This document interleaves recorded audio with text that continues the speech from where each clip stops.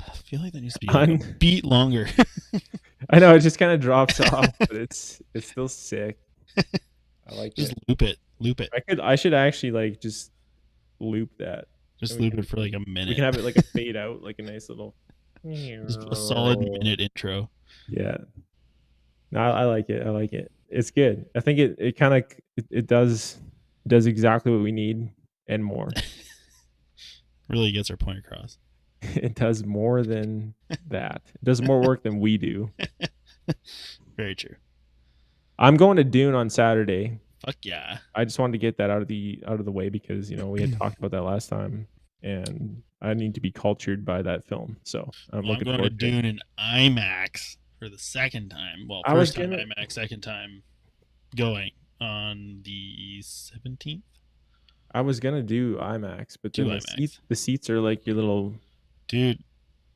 Change your tickets. Change your tickets. Get IMAX. I'm going to VIP. I'm gonna get drunk. I'm gonna have popcorn. You're gonna do exactly what I'm gonna do. I'm gonna get a fish bowl. VIP first, and then go to IMAX after. Because you're gonna watch it and be like, "Fuck, that should be an IMAX." I'm gonna take the wife to the VIP because she wants like blankets, champagne, popcorn, chill. She wants to be comfortable. She doesn't want the experience to be obtuse. So what I'm gonna do? Yeah, but the IMAX is more like for a cinephile, like somebody who cares about. The hurts were much louder. So, what, are you gonna go by yourself in IMAX then? I'll fucking do it. I will do it. If you want to come down, you can do it. We can watch it. I'll do it. We got one in at Chinook, so we can go. Well, you should come up when we go.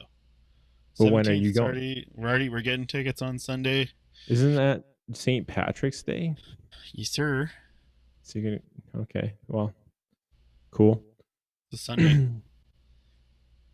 Come up, we'll go. This Sunday? No, I'm not coming. No, not this Sunday. It's the Sunday after. 17th, but actually, I might do that. But I imagine that the tickets are all. No, the tickets. You can only buy tickets. There's nothing to do in. Shut up. You can only buy tickets a week before. I'm back on the sauce, by the way. Attaboy. No, you can only buy tickets a week before. So we're buying tickets on Sunday for the following Sunday. So you have time limitations. See, like when I looked at my options, it was definitely like wide open. You could sit wherever you wanted. No, I'm just saying they only release they only release booking tickets the week before. That's because people go to movies there. People go to I could buy movies. I could buy tickets in June if I wanted to. No.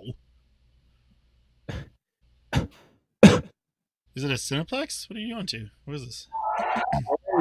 I mean, Always Tired doesn't know what he's talking about. Yeah, because I'm always tired.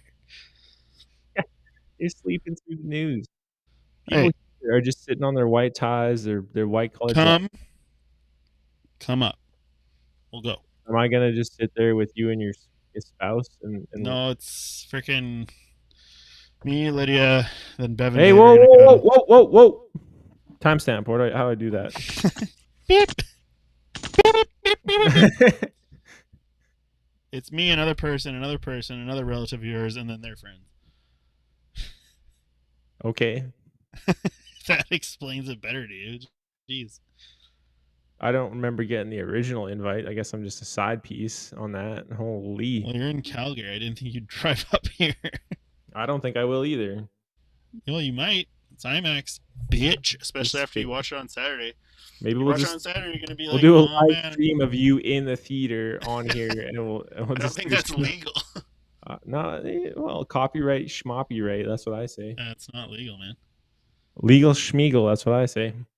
You're schmeagle legal. Anyways, since we've wasted 4.45 minutes on this, that's not a waste. That's quality. Actually, content. We're 4.8 minutes now. Metric. Okay.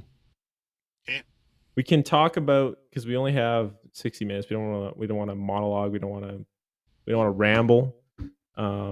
We got stuff to talk about here. So we have, for anybody who cares, Oilers hockey. We got that to talk about. We got some interesting stuff about trumpet, and potentially some hot takes from Always Tired.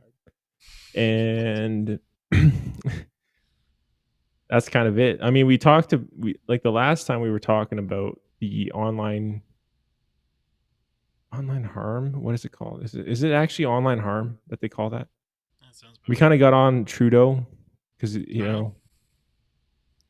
But the online harms bill, is that what we were talking about last time? We did talk about it. Bill C-36. Did you do your homework? Nope. So we got 50% of the homework done here, and we're trying to submit this assignment. And we got somebody wearing a toque on top of their headphones that has not done the appropriate research. No, I'm an off the cuff. Oh, just reactionary? Yeah. Okay.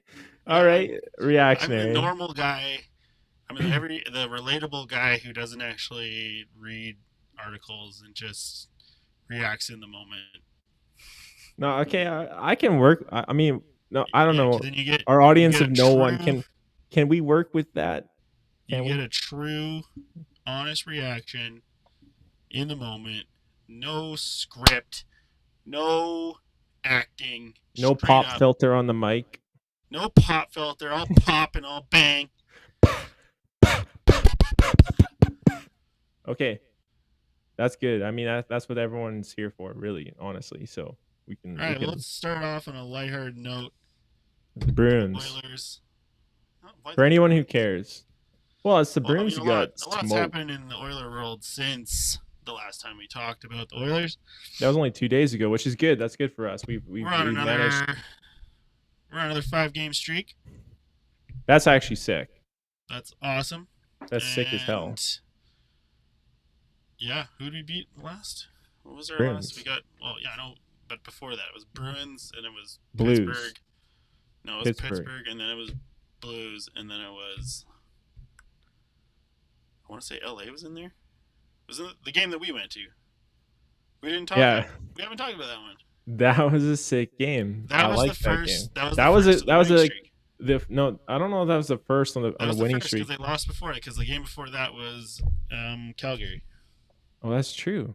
That's actually true. So we are responsible for their 100% us going to the LA game. Woo! You're welcome. You're welcome, everybody. Whoop-de-doo. It was all us going to our one game of the year.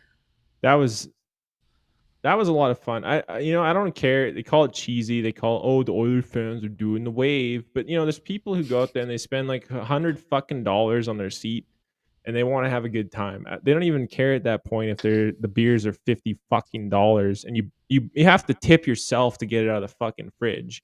And then you stand in line for the urinal because you're pissing down 4 beers that you spent $50 on. Mom was pissed. I'm just saying. Dad, you weren't there. Were you there with us? Yeah. Yeah. I was fucking there. when mom and dad were paying for it, and then they were asking to tip for it. They're like, "Fuck no." I said, "Fuck no." I was like, "Don't." Well, I was like, "Don't tip for Dad. Tip for that." Dad tipped like $2, but Mom was like, "No." And that lady was just like, "I gotta open it for you." Out on me. I have to. 2 beers on 2 drinks only. 2. And Mom was having a hard time carrying, so I was like, "Well, I'll just help grab it." And she's like, "No." So it's like, hey, can I hold her fucking water, and then she can hold 2 drinks? She aggressively tried to grab it back from my hands. She was clearly distraught, and I'm like, I'm gonna just grab it 3 feet from here. I'll drink this within 2 seconds of your eyeballs not having anything to do with this. What we should have done is just slammed it right there. Yeah, just literally I'll get rid of this. Yeah. Just slam it. Is this good? Can I hold this now? Can I hold an empty can? Yeah, exactly. Holy, that's why I was like, I threw in that little piece. I was like, oh, pro serve. It was so weird because that little section is the serve yourself thing, right? And you just go in, grab it, and then you go out. I mean, what's really annoying is that I didn't notice, but like right outside of that, there's that guy who was selling cold beer, and there was no lineup, and you could have just got it from there. But no, we went the hard way.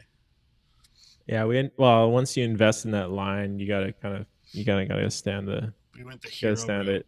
Yeah, you gotta keep that locked That was sick. down. That was sweet, and that was the beginning of the downfall of LA too, because They looked like they were fucking the dog the whole time. look at the standings now. Are we still 5 points in front of Vegas right now? We're doing good, man. Like, and this is the craziest thing that people forget is that the beginning of the season was absolute dog water. Like the team Man, that we're if we had watching just now is played decent. Like I'd rather they suck because the Oilers cannot have a season without sucking. So they got to suck at some point. That's what I said too. At the start of the season, it's like we always suck at some point. We might as well get it out at the beginning. Yeah, just suck now. Carry on. And this Henrique and Carrick, like Henrique's like good ads. Like I don't know much about them, but they sound like good ads. But I feel like Henrique's more that like that role player. Look at that though. This point system is such bullshit.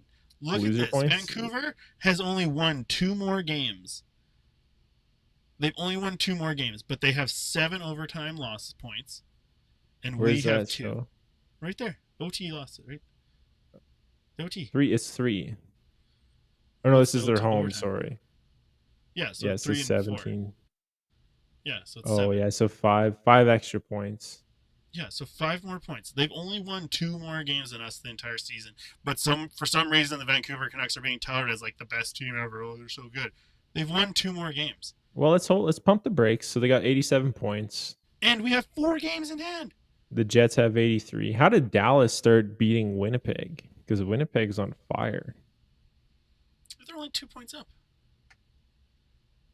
But like, I don't know, Winnipeg, in my opinion, is playing way better than they should be. Well, didn't you see what Whitney said, Ryan?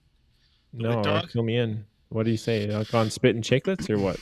I think so. Yeah, he said that a guy that he knows who's in the league playing right now on a team that is in the playoffs. So like they're one of the top no one has it on lock though. No, but they're like one of the top teams in the league. Anyway, so a guy told him that they think that the Winnipeg Jets are the biggest frauds in the league. Well, do you emphasize or justify that? Like, was there nothing else supplied on that? Was that just pure anecdote?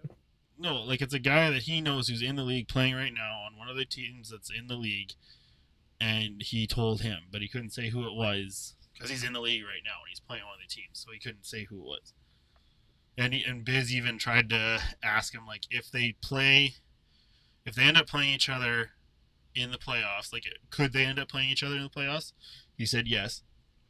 And he said, if they are playing each other in the playoffs, will you tell us if they're playing against each other? And he said no. So that sounds like a crock pot kind of. No, I mean it sounds, from everything that I can tell.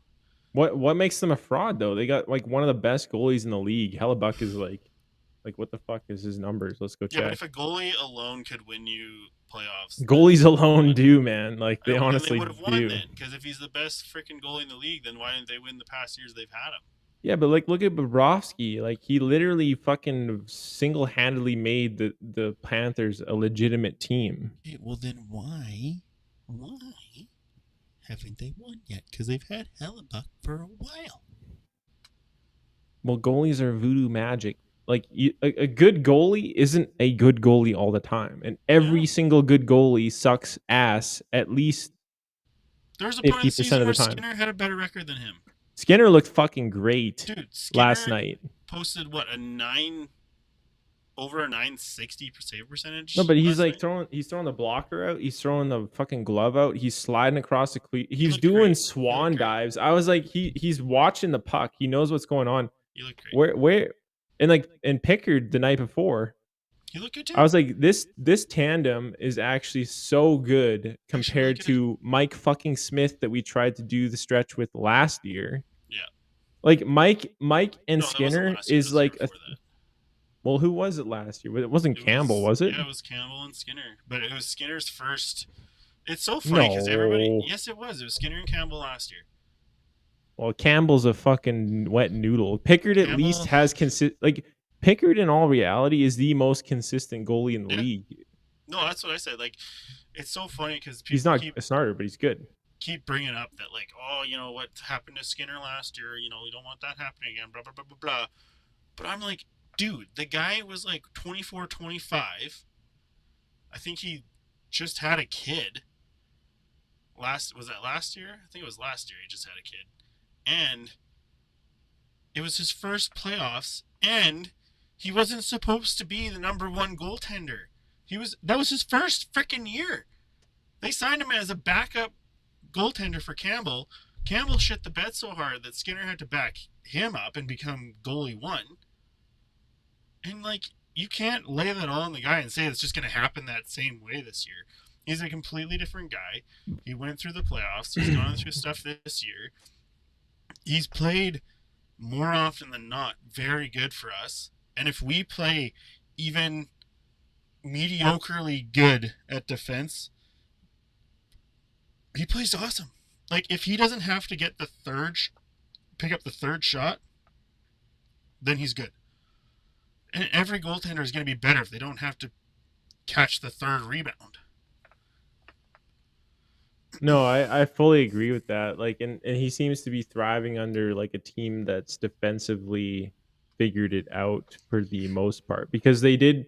And like Draisaitl said it after his, like in his post game interview, he was like, like I feel like we really kind of put our foot off the gas after the break, and it wasn't really doing us any favors and all this stuff. And I was like, that's an excuse, but it's actually kind of jiving with what you're saying, and like you totally did. Like everyone just stopped going, stopped skating, stopped like trying to fight the puck battles that matter, and they just gave up. And that's why they lost like They 3 didn't to lose that 5. many. Like, they just weren't. But they've lost like 5 out of 15 games, like whatever. Which That's a isn't that nothing. bad. That's a nothing burger. That's still a good record. It's No, just I not mean, 16 games in a row. but the thing, like, and this is like you're the victim of your own expectations, and like I guess, like the Oilers are a fucking serious roster. Like they have an absolute the schedule. Yeah. Not team game. What? I mean, there's some on the top there, but no, like I think the key thing, and it stands out, and it really stood out between the games that we started losing after the break to the games we were winning before and the games we're winning now. The biggest thing that stood out to me is the forwards coming back and supporting defensively. Like, the defense weren't too bad. They could have been better. But when the forwards come back and support the defense to get the puck out of our zone, there's nothing that we can't do. Like, those back checks by Nuge, that is the forwards supporting and pushing hard to keep the puck out of our net.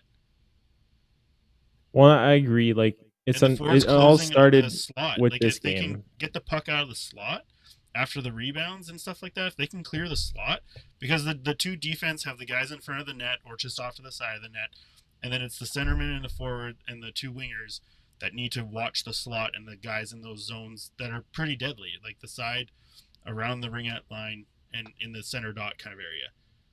The D-men can't do much to those guys except for swat their sticks at them, because then they're leaving the front of the net or their corners. So the forwards have to get those guys. And when they don't get those guys, we lose. It's true. And that's honestly, it's unfortunate, but it's like, it's a top-down problem. Because like, if you get Draisaitl, you get Connor McDavid, and you get Hyman. Because I guess I think of those guys as the top 3. And like, Nuge is clearly one of the most core pieces on a team you could probably ask for. But he's still not considered a top 3.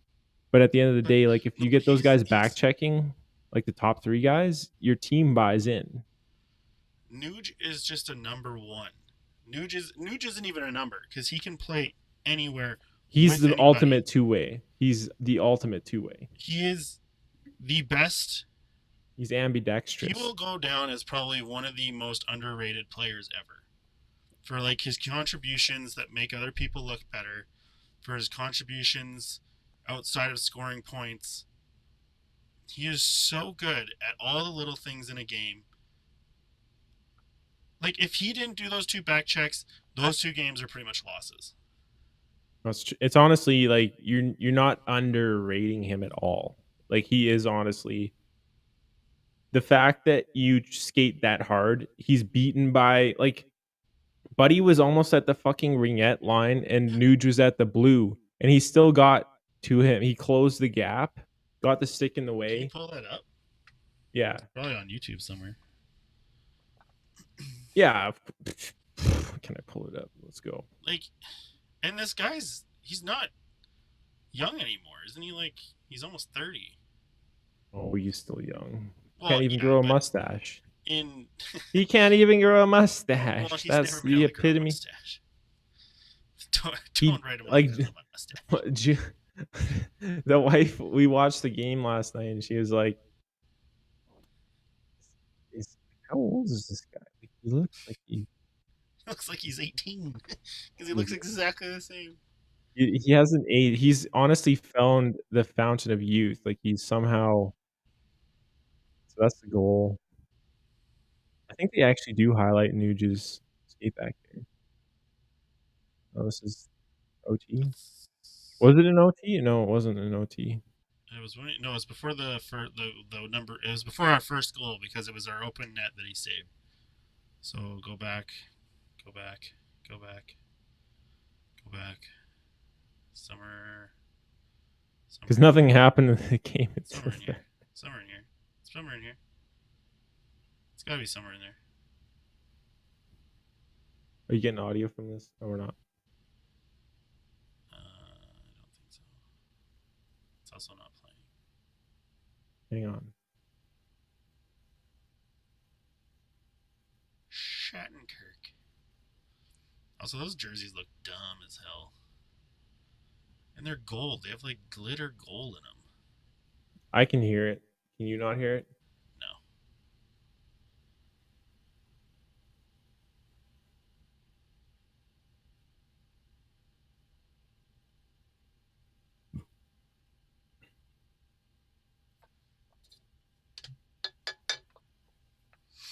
Now it's gone.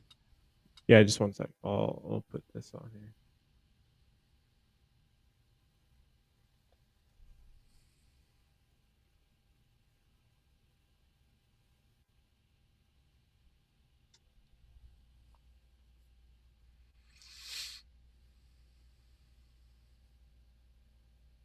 I actually don't know why there's no audio coming from this.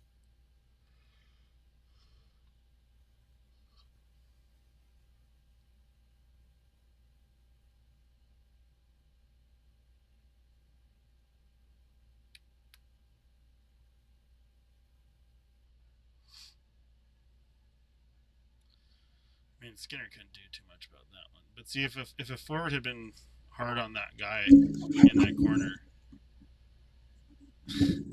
not really anything. Okay, is your finger? I think we pulled him. Yes, this is where the empty net. Then it pops out up the middle. What? No. Okay, so it must have been just before that. This is before it. I thought it was before that goal because it was when we pulled our goalie. It was an empty net. And we didn't pull him again, so it would have been before that. I don't know if they're going to show it in here. I think if it was a highlight, it was like very, very short. Well, you went to like their first goal, and then it kind of. Yeah, so that's their first goal. Yeah, which we've seen. Not much you can do about that. I mean, the only thing that's stopping him from shooting is a forward coming back in. That's it. What? Like the only thing that would have stopped him from shooting that puck would have been a forward coming back on that side. It was a pretty brutal That's like a great save there turnover too. though. Yeah, but we had our goalie pulled, so like they skipped because now our goalie's pulled, so it would have been just before that. No, this might be it. No, because this is where they Empty score. net. It's where they score. Well, that's all it went to. I guess it's not a highlight in this Yeah, they thing. don't have it in here. You probably just Not showing Nuge saving the empty net. So this explains it right here. This is stopped as criminal. Everybody's like, "What the fuck?" Yeah, exactly. Everyone's like literally out of their mind. So I guess it was, and this is why I might just like start recording the game so I can pull up fucking highlights that I want to actually be in here. But yeah, I guess we'll deal with that at some other point. Oh, stop playing. Oh my god. There we go. So yeah, anyways, obviously Nuge is like an absolute stallion. Oh yeah, like if he wasn't, I mean, he's already our boy, and if that didn't solidify it even more. Also, I like looking at Cap Friendly because like you see his contract going like off the page, like it's not even there. Didn't he sign like 12 years? He's here forever. He did sign a long time. Nuge is and like never leaving. I guess if you just like what's the point? And like Well, if like, all your his home family games, in you know Red where you're Deer- living. All his family's in Red Deer. He has a ranch. He has like his entire life is here. Why would you want to leave? You're playing on a good team. You make great money. You grew up here, so it's not like you're jonesing to get back to like Florida. So you're like, oh, I can't suntan in the winter. You can definitely suntan in the winter. You just got to go somewhere else. That's true. Oh look, they even have them on here now. So we got Carrick for 425. Yeah. And where does Henrique's slot in here? 1.4. He's 1.4. That's expensive. No, I think his contract's like over 3, so he got retained a bunch. But that's all because of the draft picks that they traded for him. Yeah. Because they're both UFAs at the end of the year.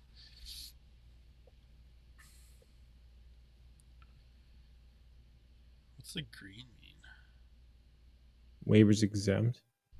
Yeah, so like they could send. We drafted Holloway. Wow. Yeah. But this is what I was talking about, man. I didn't realize. Like, I thought that last time we looked at this, there was. But it goes up. So like I've been listening to. Deadline cap space was like the main thing. Yeah, I've been listening to the Oilers Nation stuff, and I guess you accrue cap space as the year goes on. For whatever reason, I think either just inflation. I don't know, but whatever. And so by the time that the actual deadline comes around, they have more money than they have, and they had about. So like yeah, like I said, so the 425 plus the 1.4, so like 1.8. So they would have had like 2.3 mil at the deadline if they hadn't got these guys. The main thing that I'm seeing here is that our defense core is like, I actually kind of like it. I'm not gonna lie. Yeah, I don't mind it. CC made some insane plays last night. He's still our weakest link. He made a bad turnover. Darnay's got to be weaker, man. I don't know, man. Like the way he's been progressing and the way he's been playing. I mean, there's a reason he looked good with Darnell. Like he looked really good on that second pair with Darnell. But that's the thing is because Darnay was also playing with Darnell. That's what I'm saying. Darnell with Darnay looked really good. So that's And but that's the thing is like we have to sign Darnay next year. Yeah, but they broke down. Okay, so they gave some stats about last year's playoffs. So against, or the year before and this year. So the year before last year, with Darnell and CC, their record was, I think, either 5 goals against and 1 goal for that they were on. And then against Vegas, it was like 6 goals against and 1 goal for. So, like, they had the worst combined goals against for the D pairs. Both teams that they lost the playoffs to. CC and That's Darnell. Problematic. Hence the switching it up. And I think I mean, Darnell takes 11% of our cap, which is insane. No, he's but I good. Think he honestly has played his best year. I've seen him play worse hockey by a mile. But just think how much better he could play if he wasn't having to cover for some mistakes. That's kind of the whole thing. Like, it's not that CC's bad. You know, he's made some great plays, especially in the most recent. And part of that's probably because he knows that, like, you know, the deadline's coming up. If any of these D-men are going to go, I'm probably considered one of them. It's kind of between him and Kulak just because of their cap situation. CC makes more sense because his UFA is closer. Like, you can probably deal with Kulak. And he costs more. And he's actually not a bad D-man, so you could probably get something good for him. Well, it's hard to value D-man. Like, they're difficult to value. But CC gives us the most space, so if we could move him in a trade to get a different D-man, but there's not a lot of them out there. Like, there's just not many options aside. I mean, you can always trade for guys who aren't on, like, a trade board. You know, Ekholm wasn't on a trade board last year, and we got him. And if we can get a guy with term, that's even better. But I just don't know who we're going to get. Now, Hannafin's gone to Vegas, which is really fucking annoying. Well, Hannafin had our number last time we played him, so, like, I don't really want to play Hannafin on bastard. Vegas. I hate those guys in their freaking LTIR. Well, what did they? I thought they like somehow managed because Jack Eichel came off the LTIR the same time Stone did for his ruptured spleen, and then they still had like 10 to 20 mil in cap space. Yeah, because Stone makes 9 mil. Yeah, Stone's a fucking pylon. Like that guy literally just. Every time I see him hoist the cup, I get a little bit of like reflux, and it's annoying. So like this guy is literally like a pencil pusher. Like he looks like an accountant. He sits at the slots all day, and like ruptures his spleen. Fucking going, oh, 777s. How do you even do that? How do you do that? Drinking too much. How do you rupture your spleen? Drinking too much. Actually, I don't know. He probably did. Like. That's a pretty hard hit to rupture your spleen.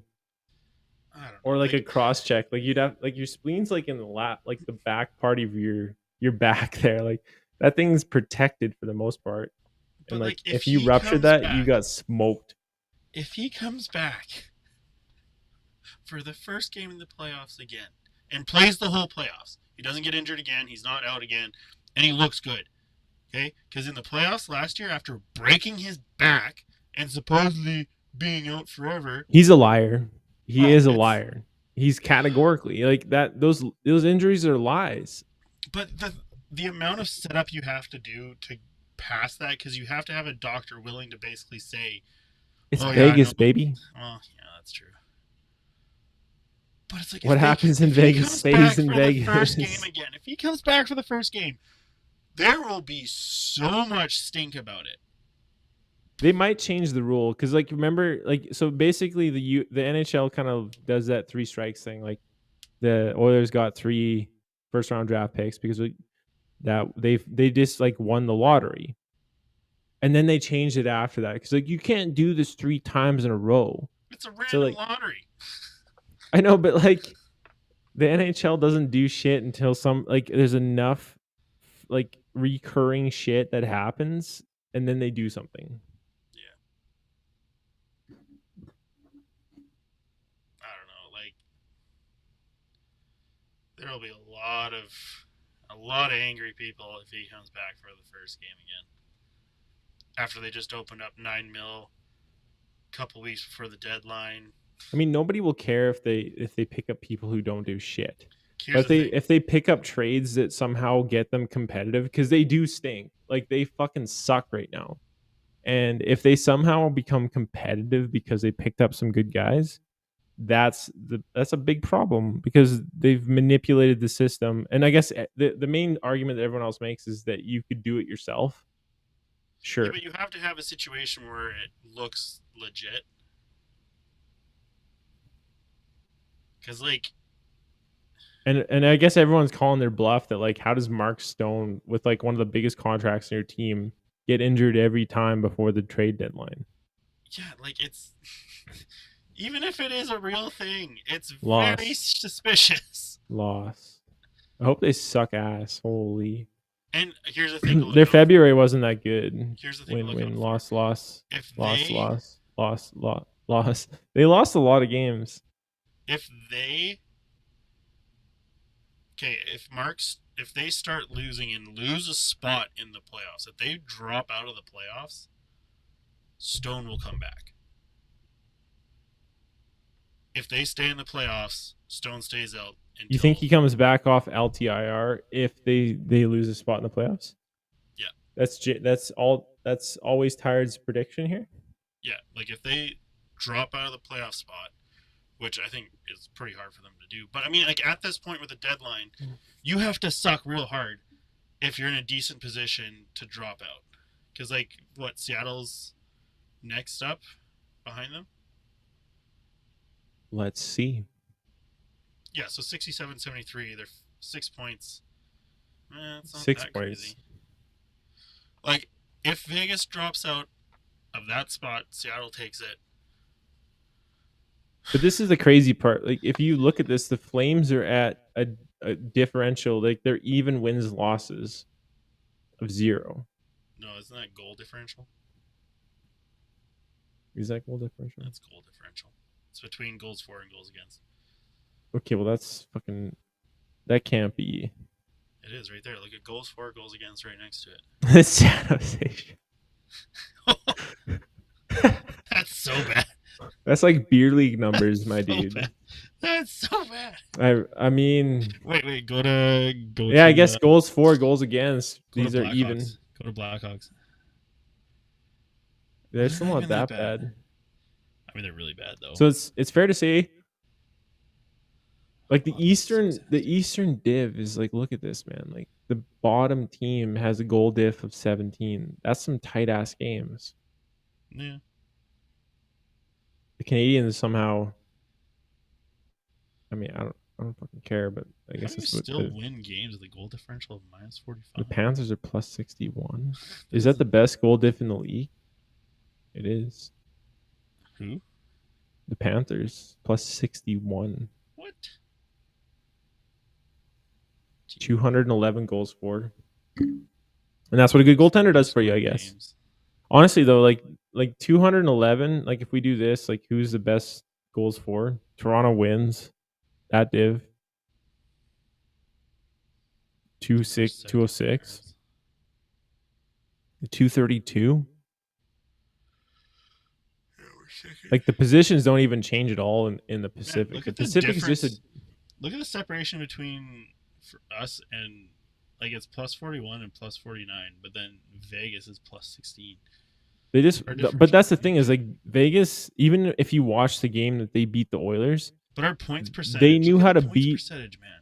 They know how to win close games. We're so much higher than them. But they know how to win close games. Who? We lose close games, which is a big problem. No, we don't. We've won more close games than we've lost. Most of those games in the 16 Not in the beginning of the season. Were close. Well, yeah, beginning of the season's a write-off, man. Nobody's gonna get a tax reduction for that. But let's just take a quick look before we. I don't know if we want to do anything other topics because we're kind of running out of time. But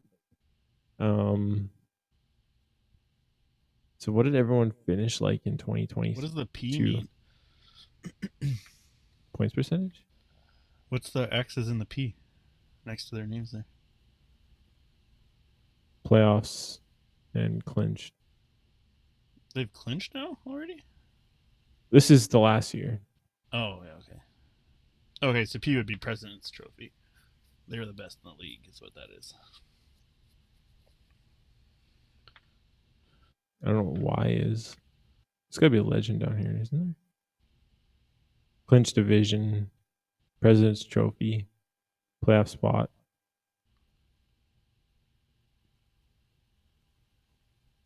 What's the wild card one? I thought there was one here that said that. I guess it doesn't matter after you get it. So essentially, like, wild card right there. The Bruins finished with 128 goal diff. Jeez. So yeah, they were insane. 135 points. 135 points is wild. They only lost 12 games all year. That's insane.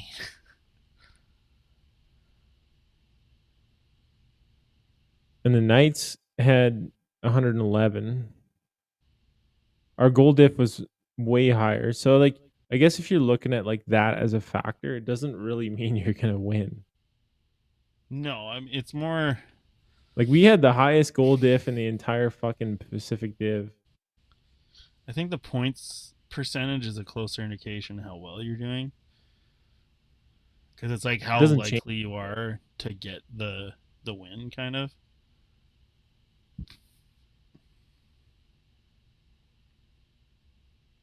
Man, Vancouver sucked ass last year, too. That's the real annoying part. It's Vancouver. It's horrible. But it's like maybe 7. Maybe the coach that everyone loved was like dog water. Like they didn't need him. I mean, Tocchet clearly is a very good coach. Because it's kind of the same team. It's kind of the same team.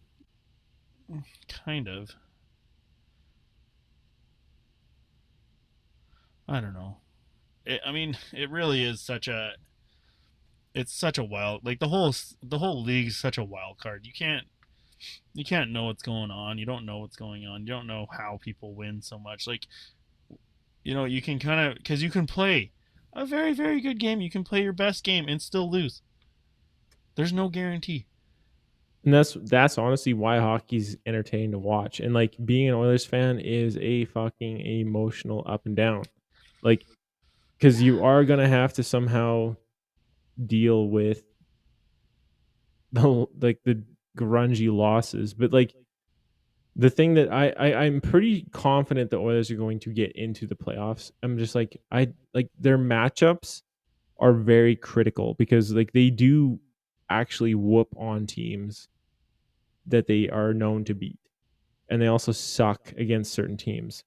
Mm-hmm. Like the Minnesota Wild has had their number. Like I wish we could. Yeah, there's got to be somebody keeping track of like matchups because like even the Oilers like against the Bruins this year, like some of the best fucking hockey you'll watch. Like, and this team is supposedly President's Cup. Like obviously last year that's different, but like it's just they're like still playing for it this year. Like they can still do it. The Bruins? I think so. I don't know. The Panthers got. I mean, everyone's like almost everyone has played more games than we have too. Yeah. Like we have played only one more game than the Ottawa Senators, I think. Yeah, they're 59. And where the fuck are those guys? You went by it. It's up there. Right there. Right there. Down. Nope. Yeah, right there. Yeah, so like that's what I'm saying, man. Like, but in our division, we're the least amount of games played. Like by 4. Yeah, we got 4 games on Vancouver. I think we have 3 on Vegas, and I think 3 on LA too. So the main thing that everyone has to keep in mind is like those matchups, because the Oilers are definitely a matchup team where they succeed heavily against teams that they're favored against, and they also suck against teams like the Pittsburgh Penguins. Like, for example, we have throttled, what was it, like the goal diff was like upwards of 20. Yeah, the past like 5 games or something. Or something. Yeah. That is insane. Like, there's certain teams that the Oilers just absolutely throttle. So like, I'm also wondering, this fucking systems, right? But like clinching the, like what the Golden Knights did last year. The Golden Knights somehow figured out how to beat the Pacific Division, because and then also obviously the Western, because that's who you play. So you have to figure out your rivals that you need to get to the Stanley Cup final, because honestly, the Oilers have a what? Who'd Vegas play in the first round? Was it Winnipeg? Last year? Yeah.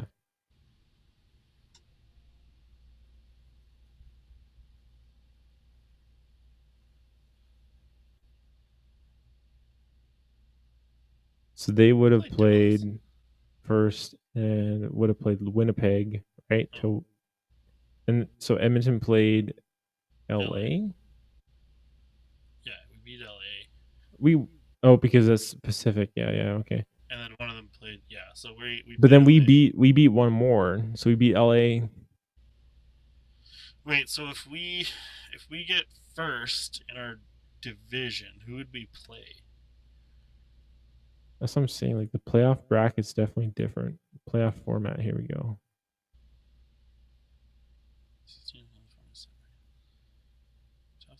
Top 3 teams in each division will make up the first 12 teams in the playoff.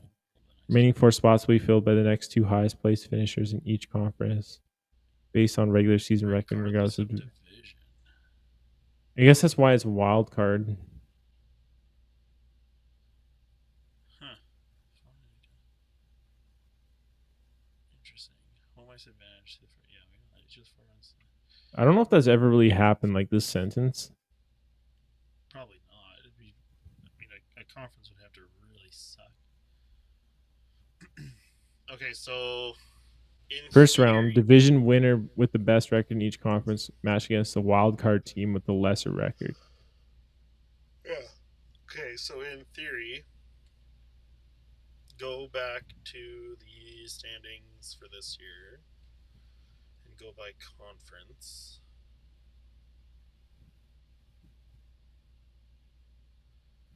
Yeah, so conference.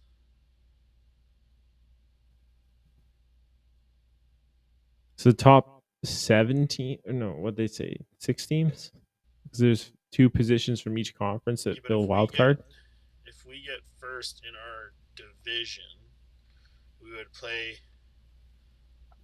currently Nashville. Is that how that works? Nashville's on a heater too. Holy, 8-1-1. Yeah. Because we're like 1 off of that. They also lost, I guess, their last one. But yeah, so we would play Nashville if we were to get first. Does the wild card show?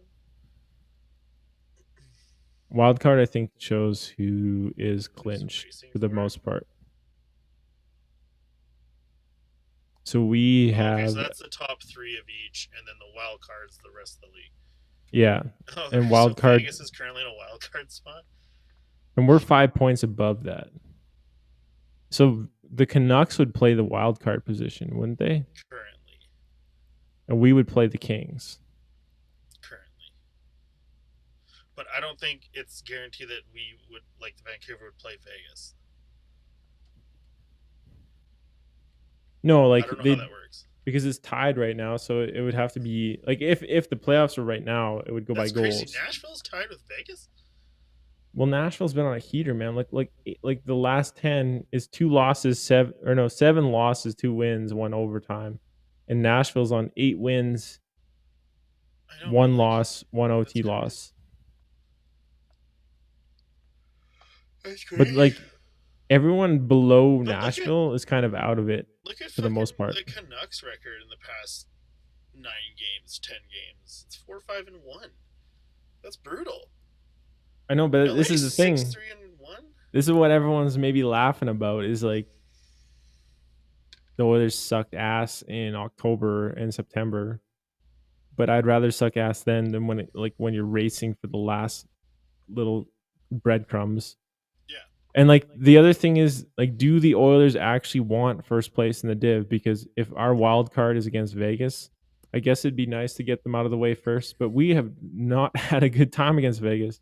We've had a good time against Nashville.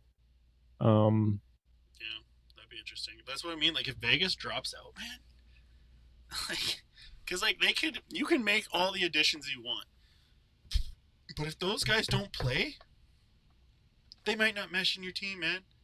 Dynasty Hanifin might not play well. Dynasty. I don't know. I don't think there's any such thing as a dynasty anymore. The teams, like the league's way too fucking tight. Like everything is so close. Especially in the Pacific Div, man. Like you can't just like rope a dope everyone else and then win. I don't know. It'll be interesting though to see what happens in the next. What do we got? 20 more games. We have 22 more games. 22 more games, buddy. 22 more games. Yeah, so I think next show we'll talk about, because they have a game tomorrow. Yep. It's definitely a stressful time, but I think we can unpack. And like the trade deadline is on Friday, so we're only 2 days off of that. Set by then. Whatever trades will happen. The biggest news, I think, if any, will come from if they trade a piece that we already have away for something else, because like that'll impact the overall structure. Like obviously moving someone down the lineup does impact the lineup, but actually somebody being shipped out is going to be an interesting quandary, because like we've been met with some success. I think the pieces that we have are mostly, and like just based off of this, cap friendly, like we're kind of getting, there's some anomalies here where we're not getting our money's worth. But Matthias Ekholm, probably $6 million. Bouchard, like his offensive prowess is really good. We just need more of a spread down in our like forwards.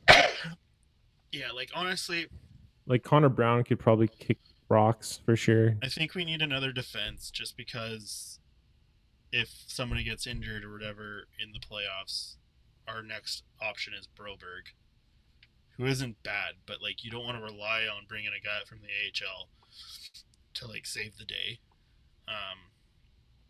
So if we could get another defense, a depth guy, without moving out CC, because they're in the same position anyways. Did Gagne clear waivers? Yeah, but I mean, like that's literally just he's the cap's off now, so his money's, I think. That's probably how we got to acquire. Yeah, so that's part of why we had more money, and then the beauty of it is that, you know, we can shuffle the deck a little bit with who we send down, bring up, and then in the playoffs, he can just be on the go, ready to go. He can be sitting in the stands, ready to go at a moment's notice if we need him, because you can play him, because the cap's not a thing. So you can have him ready to go. This year does look like, come on, boys, like holy shit, can we get? Okay, but here's the thing too. Can we get to the Stanley Cup Finals? If Connor Brown can figure his shit out, he can't. If he can, he's proven no way that he can do that in these last 22 games. Okay. If he can figure his fucking shit out, maybe if he's on a new line with this, maybe he plays really well with this Carrot guy. I don't know. Maybe he plays really well with Henrique. I don't know. But if he can figure his shit out, and if he can start producing some actual depth points, the lineup looks so different. Because you got a first line that can produce. You have a second line that can produce. Then you have a third line that can produce. And if your fourth line can also produce, but mainly the fourth line job is to grind the other team to push them hard, keep them in their zone, and don't let them score. That is their main job. If they can produce too, great. But if they can just keep the puck out of the net, tire them out, beat the shit out of them. I want to see Janmark, if he's still on this team, I want to see him beating the shit out of guys because that fight was awesome. It's true, but oh man, it's such a tricky thing because like most teams actually, I don't know what they do for depth scoring, but like our main scoring is obviously this top three here. Like Kane gets hat tricks. That's pretty much what he does.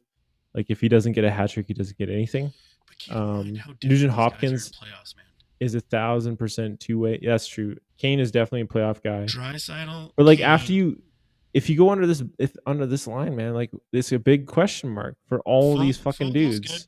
I don't Fogel, if he's playing on But the it's right not line, depth he can be scoring. fine. It's not depth scoring. Like you like Fogel's got what? Like what has he got this But year? I think that's the biggest part about adding a guy like Henrique, because if you can get, if you can separate, ideally you have Draisaitl and McDavid on different lines. Ideally, right? Ideally, but not everything's fucking ideal. But you always have the option of playing together. But you have them on separate lines, so that's your top two. So both those lines can definitely score goals. You got Hyman, who's on pace for almost 60 goals. He's on the top line. Nuge can slot in anywhere, and he can be productive. You got Kane, who in the playoffs can be very productive. You've also got who else?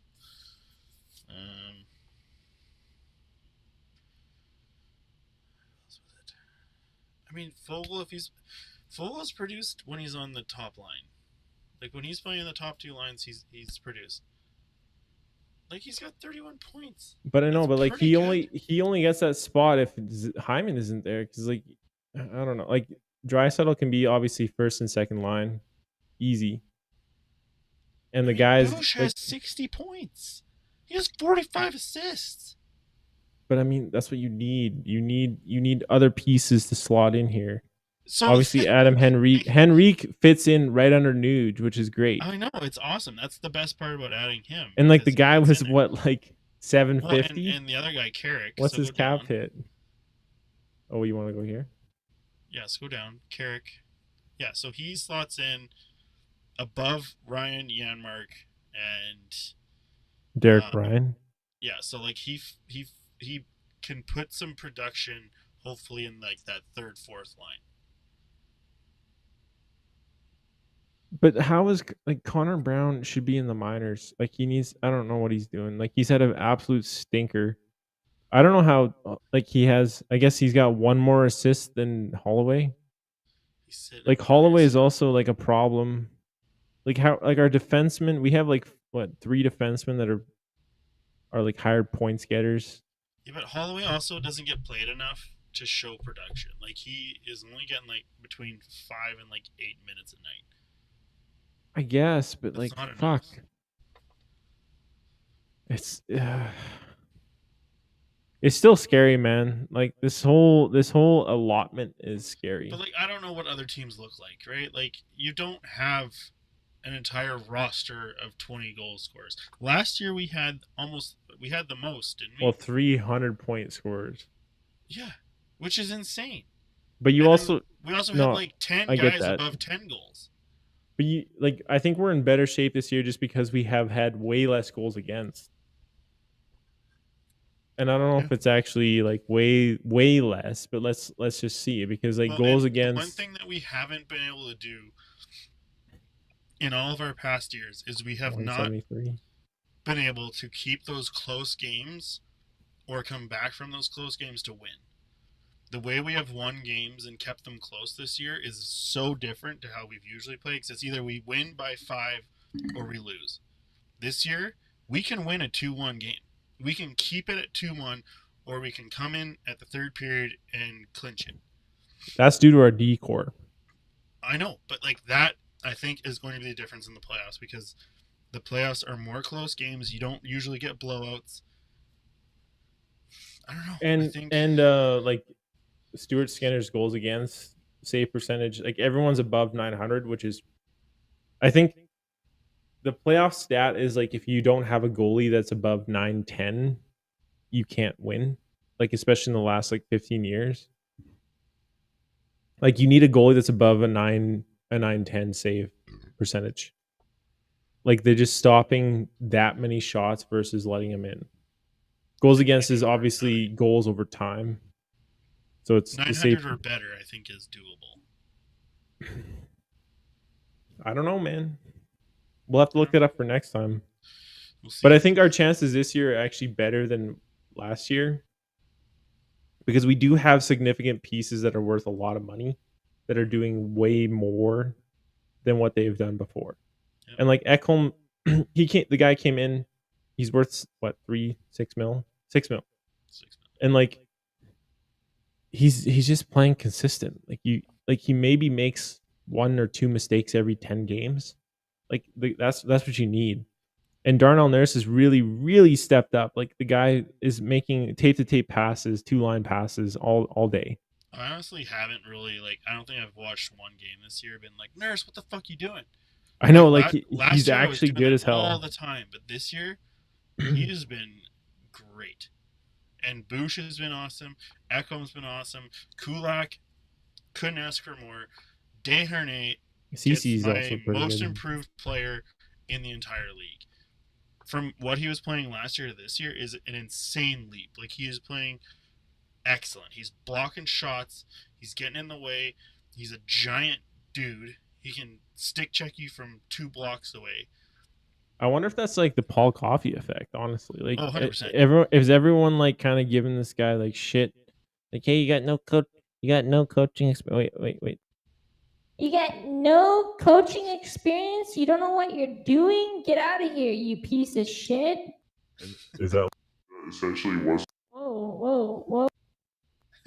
What's happening? There we go. We're back. Like, is that what's going on? Like, I think that's a huge part, man. But like, there's a reason. There's not. Like, all the defense are doing good. All the defense are doing good. From when he came out. Yeah, like is that a coincidence? Maybe after 2 games, sure, coincidence. But like after fucking 20 or however many we've had, I'm starting to see like the stars align. And like Knobloch, I think he definitely had like that new coach bump. And then they had the couple losses after the slump there. But like they're on a 5-game heater, like in all tight games against pretty good teams. All right, well, yeah, like we don't have. There is no easy game in the NHL. There's no, because like you can play a good team and they can have a bad night. You can play a shitty team and they can have a great night. We've lost to really shitty teams before just because sometimes they lull you, sometimes they play a weird system, sometimes it's just not a good night. There's good teams and bad teams, but at the end of the day, if we play the way we kind of seems to be locking it in here with like our more defensive minded forward play, as well as just like when we win, we're clearing pucks out of the front of the net. So like watch it, because the next time if we lose a game, it's because we didn't clear the pucks out of the front of the net. Well, our next game is tomorrow at 5, I think. It's early. It's an early one. It's like 5 or 5:30 or something. We should try to do a live stream, man. I think that'd be kind of fun. Like a live stream game. I don't know if we'll get copyrighted. Well, we just can't show the game. It'd still be fun. Even if we get Dougals on there. He sits there in his Oilers jersey, just not willing to swear. Could be good. Oh, dang nabbit! And what the frig? What the frig? Schedule. It says up there too. It says on the top. Hey. Columbus Blue Jackets. 5 o'clock Mountain Standard Time. Columbus, Johnny Gaudreau. Let's go, baby. Columbus. Let's go, baby. Let's go. And then we play Buff. Oh, another early game. Look at the 10:30. 10:30 on Saturday. We play a game. Well, that's like a 11:30 game over in the Eastern time That's zone. so early. In the Eastern time zone. And then 11 on Sunday. Well, I guess we're getting back to back so we can get caught up on games in hand. And then we play. I'm not. The Colorado game on the 16th, that will be an interesting one. Because that's our first time playing them. Well, what old Big Cheese is talking about, the major temperature gauge, and it's 4 games before the playoffs, is going to be this one, April 13th, because we lost 3 games in a row to the Knuckleheads. I hope we can just like destroy them. And But if the nice thing we is have that this is a statement game. This is the only statement so is game. Vegas, man. Where? It's not on Right here. there, Vegas 10th. Oh, okay. Well, yeah. Well, And we sure. played Okay. Colorado twice. Colorado sucks ass. I don't think they suck ass, man. But this is obviously a challenge here, and obviously we're not at this point. Like, obviously, everything that happens at March kind of will make it interesting because we should be in a good position going to April, but it could get interesting going into April if they do not perform well in March, because then every game actually matters. It'd be nice to have all these games be like, who cares? Yeah. But every single so let's look. The Blues, Dallas is in our division. I mean, Calgary's just going to be a Calgary's show in our div. themselves. Vegas is in our div. Vancouver's in our Vancouver. div. San Jose is in our div. Yep. So like we gotta win every home game almost. Yep. In this game, but we'll call that a home game. I mean, that one. Calgary sucks. Shell, man. Calgary is a crater. Like Calgary has they started play their decade of darkness. They refused to give into the fact that they had to rebuild, and they fucked up. yeah, and we'll make them pay. I'm They just saying, Kadri was going to be their savior. April's going to be interesting, but like right now we're only sitting here, so there's still like 1, 2, 3, 4, 5, 6. We play Toronto again for some reason. 7, 8, 9, 10, 11. Games should be very winnable, right? Yeah, the next 4 games should be more than winnable. But it's The Columbus Capitals at are home. great. We've never done well at. Let's Yeah, be but they serious. should be winnable. Like those 4 games should be winnable. I would be happy if we came out with 2 wins. Like this road trip here is going to be interesting. Colorado is going to be tough. Then we got Montreal and Buffalo again, and then we got Toronto, which could go either way. Ottawa, that should be a good one, good easy one. Winnipeg going to be tough. LA going to be tough. I think that's the last time we play LA too. And then the Ducks should be winnable. Anyways, I should get going though. It's about a little over an hour now. Yeah, I mean, I guess we'll call this the Edmonton episode, but I think it's The Oiler update. Dun, dun, dun. Yeah, it's good. It's good. I liked it. I think we had some good stuff. Oh, whoa. Whoa. Sweet.